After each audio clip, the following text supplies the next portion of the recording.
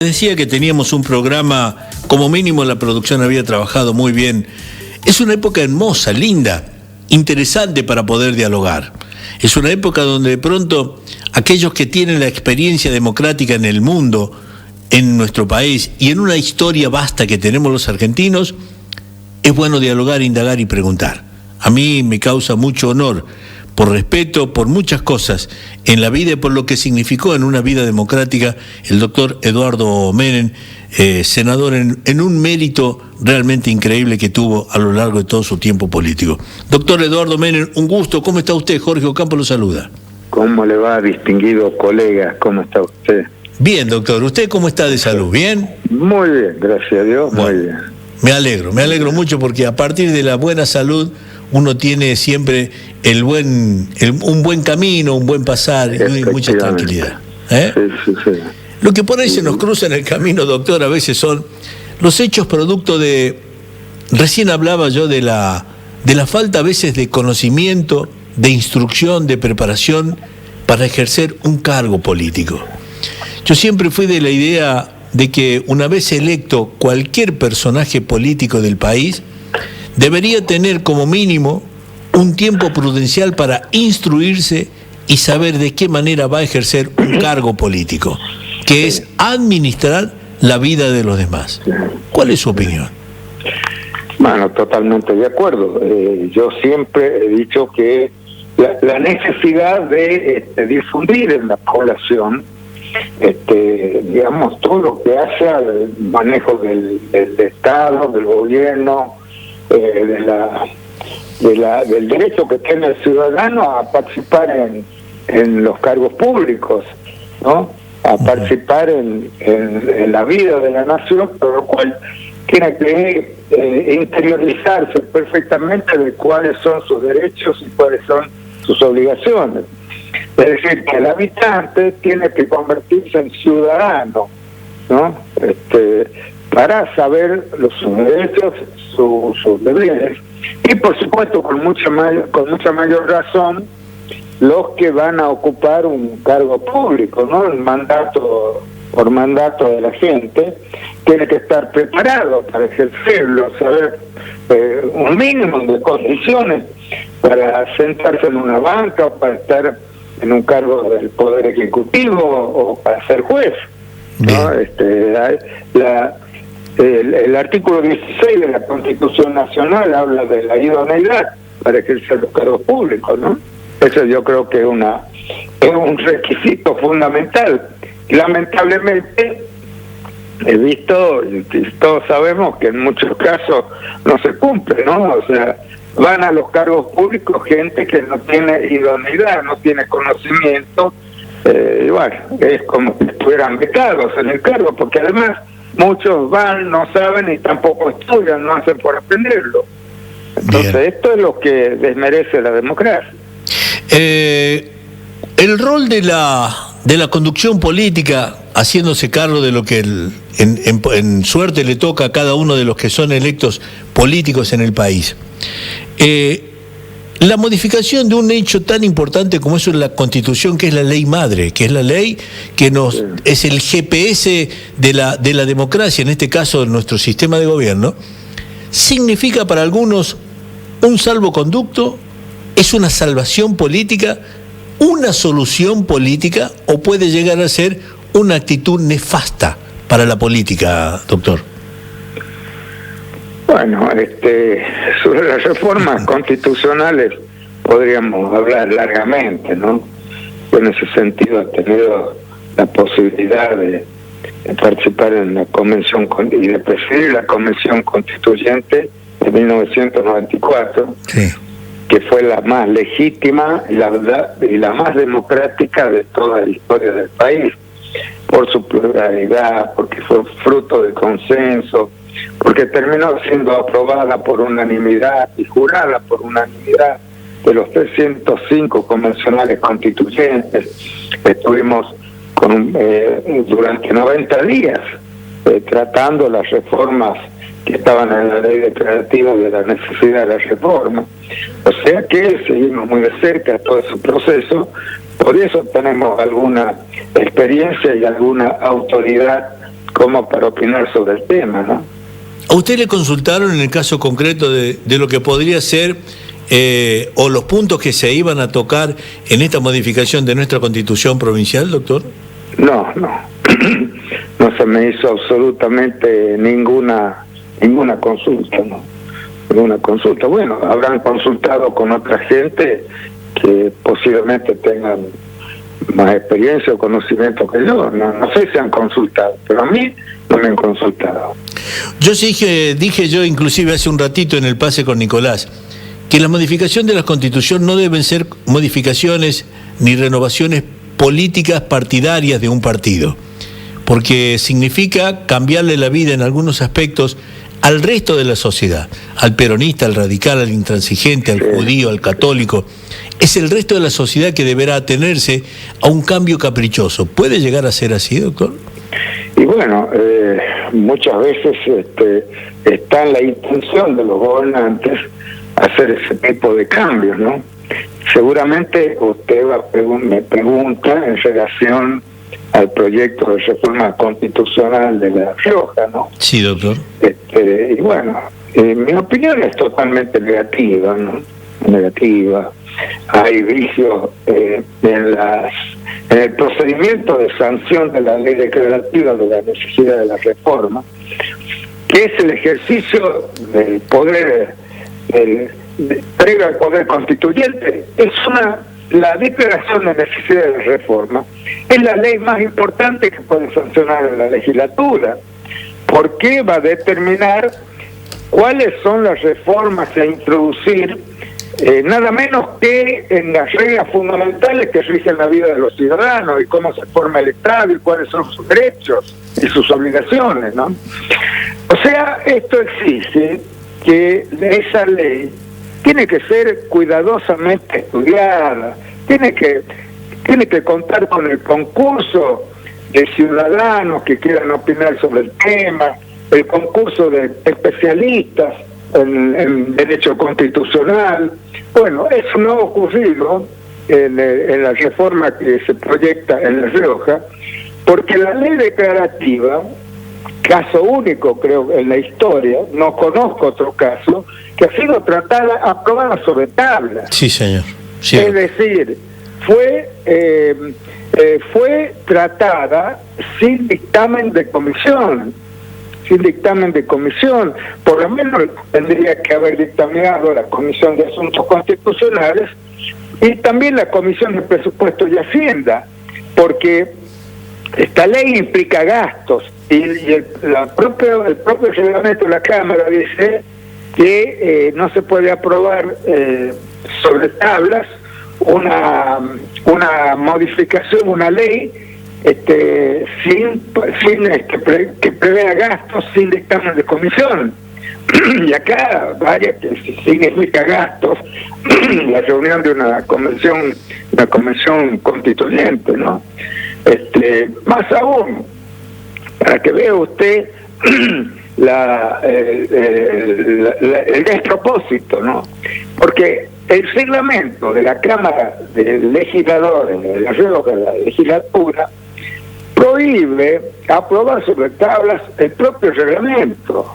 O sea, vea, si prohíbe tratar sobre tablas el propio reglamento, ¿cómo se puede pensar en que se va a sancionar sobre tablas, es decir, sin dictamen de comisión y en solo 48 o 96 horas, nada menos que la ley declarativa de la reforma, ¿no? Es decir, esto no creo que tenga antecedentes, pero para colmo, así lo trataba en un plenario donde no se modificó ni una coma del proyecto del Ejecutivo. O sea, que acá el poder constituyente lo estuvo ejerciendo en alguna medida, o el preconstituyente lo ejerció el poder ejecutivo, ¿no? Y en la sesión que se trató, todas fueron alabanzas del poder ejecutivo, pero no se ejerció el derecho que tiene la legislatura y la obligación de estudiar debidamente cuáles son las reformas que se iban a introducir a la Constitución. Ahora, ¿por qué tanto apuro? ¿Por qué sancionar una ley que en otros casos puede demorar días o meses. Bueno, era porque querían que la elección de convencionales constituyentes se haga junto con la elección de las autoridades provinciales. No, claro. Es decir, un apuro que no tiene razón de ser, salvo la conveniencia política, como decía usted en algún momento, doctor. O sea, marcar una tendencia de unipartidad, de un solo partido, creo que eso es lo grave para mí. Claro, sí, por eso también me llama la atención la actitud de la oposición, ¿no?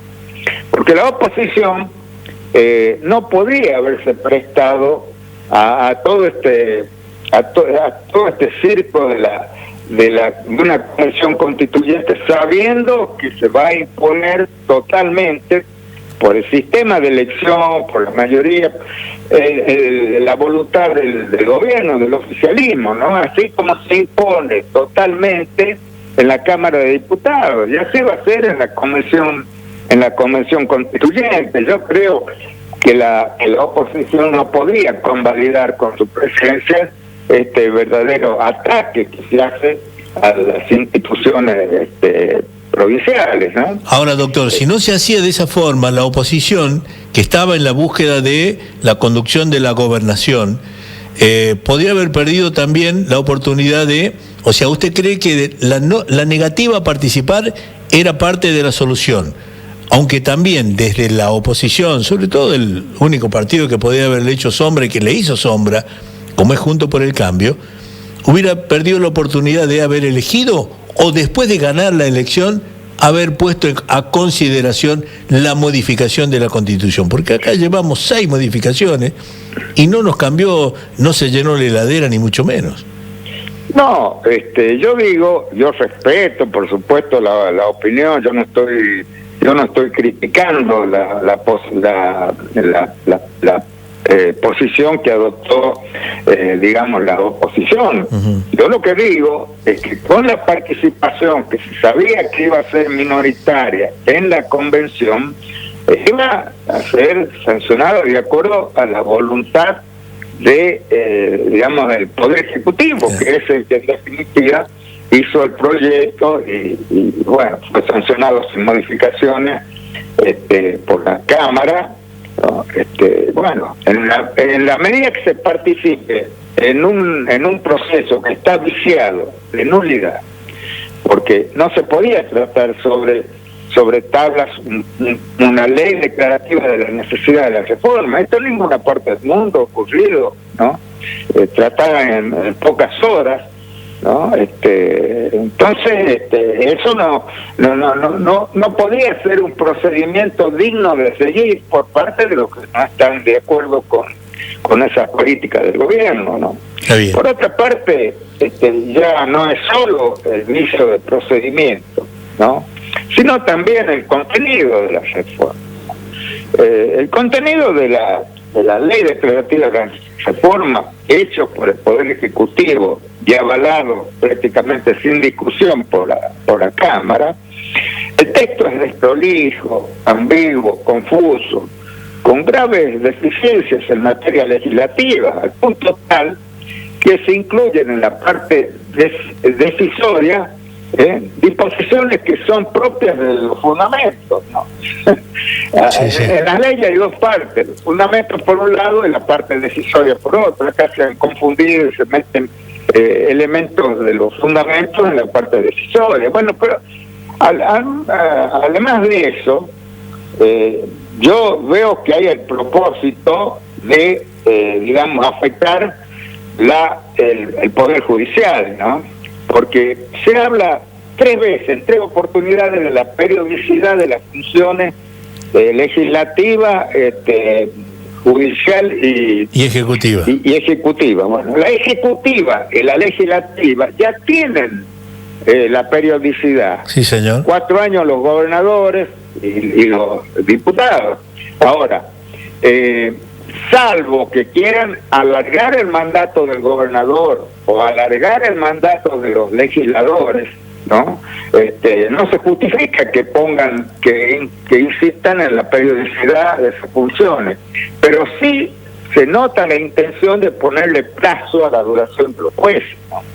Esto es un grave atentado contra la inamovilidad de los jueces, ¿no? Y la independencia del Poder Judicial, que van a quedar sometidos a la voluntad del poder de turno de confirmarlos si siguen o no en sus cargos después del transcurrido el periodo que les fijen, ¿no? Claro. Seguramente.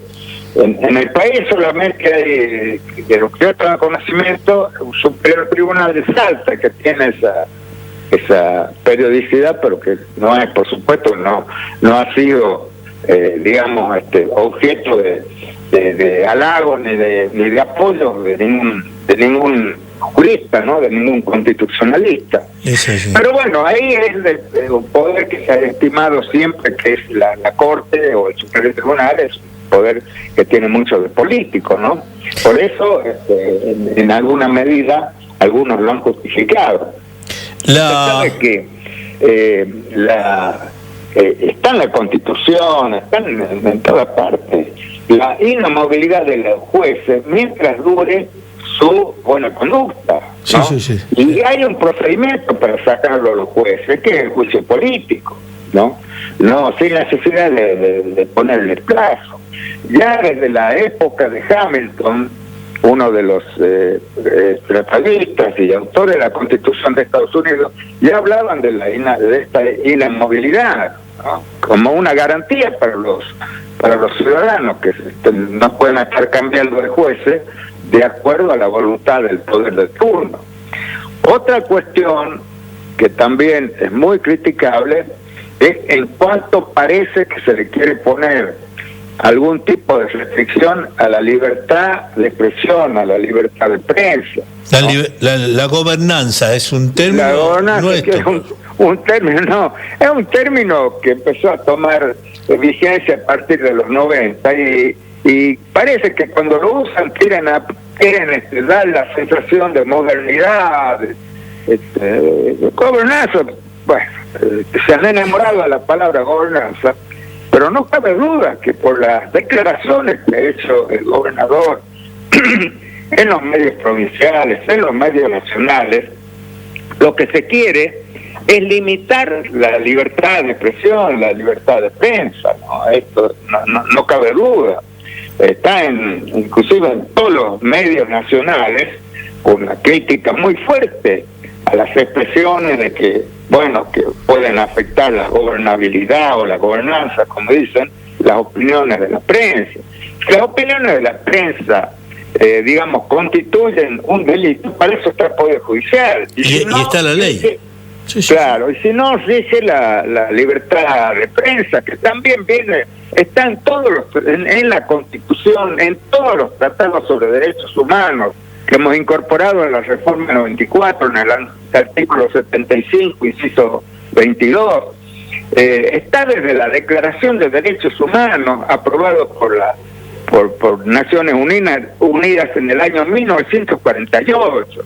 Están los tratados de derechos, en los tratados sobre derechos humanos de los organismos latinoamericanos, americanos, la Declaración de los Derechos del Hombre y Ciudadano. En todos los tratados está la libertad de expresión, la libertad, y además tratar de coartar esa libertad es, la verdad que digamos, afectar la memoria nada menos que de Joaquín B. González, que ha sido un defensor a ultranza de la libertad de expresión, ¿no? Yo recuerdo que en su manual de la Constitución, que es el tratado más importante que se hizo de la sanción de la Constitución, decía algo así como, no recuerdo exactamente, pero decía que si el individuo no es libre para publicar la palabra por escrito, por la prensa, si no es libre para publicar sus quejas o las usurpaciones que hacen el gobierno o los particulares sobre sus derechos y libertades, está privado de su libertad, no es un hombre libre. Esto lo dice nuestro ilustre comprovinciano, ¿no? Sí. Y está, como digo, en todos los tratados. eso de ponerle, de tratar de manejar a la opinión pública, ¿no? Y hubo algunas declaraciones, yo con esto estoy hablando nada más que de derecho constitucional, no me estoy metiendo en la parte política, ¿no? Sí. Lo hago política. A mí me han pedido que dé mi opinión sobre el tema de la reforma constitucional. Yo le estoy dando desde el punto de vista constitucional. Entonces, no se puede afectar la libertad de expresión, ¿no? La libertad de prensa, cuando a juicio del gobierno se está afectando la gobernanza o la gobernabilidad a su exclusivo arbitrio, ¿no? Esto es un atentado contra un derecho fundamental que está en todas las constituciones, ¿no? Es así. Democrática, que es el derecho de libre opinión, ¿no? Doctor, le voy a decir una pregunta bien inocente, hecha por un montón de preguntas que me están llegando acá. Lamentablemente no los puedo participar, o no están felicitando por la claridad, por la idoneidad para responder, por qué no se consultó al doctor, entre otros, y en fin, un montón de... A mí no me tendrían por qué consultar, podrían haberme consultado, pero por lo que veo, no han consultado con gente que le hubiera dado una opinión contraria a lo que hicieron, ¿no? Claro, eso es lo que un poco la gente está reclamando. Y hay una de las preguntas que me pregunta, dice, pregúntele al doctor Menem, como, perdón por la intromisión y por tratar de coartar, bueno, se justifica acá el oyente, ¿en qué medida la Suprema Corte de Justicia puede opinar y puede revertir este punto en particular, me dice el oyente? Bueno, el artículo 5 de la Constitución, ¿no?, luego modificado, es decir, ampliado por la reforma de 1994, dice que el gobierno nacional se convierte en garante de los derechos de las provincias, en tanto y en cuanto cumplan con algunas obligaciones. El 5 decía, por el sistema republicano y la enseñanza primaria y tener asegurado el régimen municipal. La reforma del 94 ha incorporado además la autonomía municipal, ¿no? Y manteniendo, por supuesto, el principio republicano.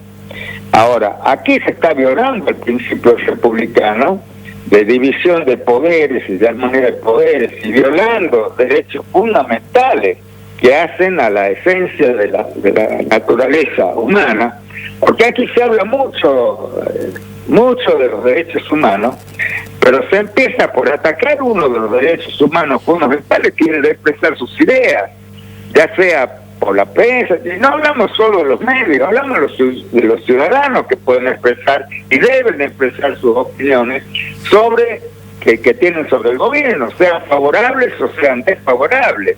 No se puede coartar esa libertad, porque los medios nacionales critican acciones de los gobiernos provinciales, ¿no? Me parece a mí que es un abuso, ¿no? Y por eso está siendo criticado, digamos, por todos los medios de difusión nacionales, ¿no? Que no salen de su asombro al ver este tipo de modificaciones, ¿no? Doctor Eduardo, ha sido un verdadero placer. Gracias por su tiempo, gracias por su claridad y fundamentalmente siempre, nunca me voy a cansar de agradecerle la posibilidad de este diálogo abierto y que tiene que ver con lo que mucho de usted podemos aprender. Acá no se trata de aprender de un pensamiento político, sino de un verdadero profesional. Se lo agradezco, doctor. No, por favor, yo considero que es un deber moral de mi parte decir lo que yo pienso. Yo he participado en la reforma del 94 desde que se inició en el Partido Justicialista, en la Comisión de Juristas, hasta el juramento de la Constitución por unanimidad y su aprobación por unanimidad por parte de los 305 convencionales, que es caso único en la historia, ¿no? Entonces, yo tengo que explicar cómo se trató la ley de declaración de la necesidad de la reforma en el Senado, en la Cámara de Diputados, cómo fue el Pacto de Olivos, cómo fueron los consensos. Fue por consenso de las dos fuerzas mayoritarias que había en la nación en ese momento, ¿no? Sí. Juntaban 70% de las opiniones favorables a los dos partidos. Entonces, no tiene nada que ver con lo que estamos viendo ahora en la provincia, ¿no? Y eso me duele mucho, porque está siendo objeto de muchas críticas. A mí yo no quiero hacer críticas personales, sino desde el punto de vista institucional y constitucional. Creo que van a cometer un grave error los convencionales si sancionan las normas tal como parece que están encaminadas. Yo creo que deben saber que la posteridad los va a juzgar y el presente también, ¿no? Porque esta reforma constitucional, si sale como parece, puede ser declarada inconstitucional por la Suprema Corte de Justicia de la Nación, ocasionando un desgaste inútil, gastos inútiles, todo lo que va a demandar los gastos de la Convención Constituyente y todo lo demás, que van a ser, digamos, inútiles, porque no pueden permanecer en el sistema jurídico de ninguna provincia cláusulas que violen a la Constitución Nacional, ¿no? Como el derecho de expresión, la inamovilidad de los jueces, fundamentalmente, ¿no? Es así. La última y cortita, doctor, no lo quiero molestar más. ¿En qué momento y de qué manera transmite su capacidad, su sabiduría judicial a su hijo en esta campaña? Bueno, él, Martín, él sabe todo lo... Él participó, fue participante, digamos, de todo, porque yo siempre he participado con mis hijos, lo que hacía en toda mi carrera, en el Senado, en la Convención Constituyente. También se interesaba por las acciones que hacía su tío presidente de la Nación. O sea que él sabe, él tiene conocimientos de cómo se debe manejar, digamos, en una Cámara, ¿no? Representando al pueblo, ¿no? Él tiene la fuerza que viene, digamos, familia, en cuanto a la lucha y en cuanto a respetar la voluntad del pueblo, ¿no? Que, bueno, en ese sentido, yo creo que también tiene digamos, asimilada esa costumbre o esa práctica de la tolerancia, de admitir las opiniones ajenas, del pluralismo democrático, ¿no? Del respeto a las ideas ajenas. Eso yo estoy seguro que lo va a seguir, además la responsabilidad en el ejercicio del cargo, ¿no? Tal como lo hice yo en el Senado, ¿no? No es que sea una inmodestia, sino que usted me pregunta y yo le contesto que sí, que mi hijo ha mamado de las mejores tradiciones en materia legislativa y gubernamental. Doctor Eduardo, un abrazo grande, muchas gracias. Un abrazo, doctor. Gracias por llamar. Gracias. Saludos a toda la mesa y a su audiencia. Gracias. Respetable. Adiós. Gracias, muy amable. Son los lujos que a veces permite el periodismo, ¿no? Los años que le tocó vivir en democracia, los comienzos de la democracia, los avatares de la democracia, pero fundamentalmente el estudio, la preparación, la idoneidad, la capacidad, la preparación, te hace reflexionar. Yo cada vez que he tenido oportunidad de hablar con el doctor, lo hice en el café, en donde sea, he participado en las presentaciones de sus libros, que me siento halagado con los que me ha regalado todos, de los que ha presentado. En alguna oportunidad se los presenté, uno le presenté yo,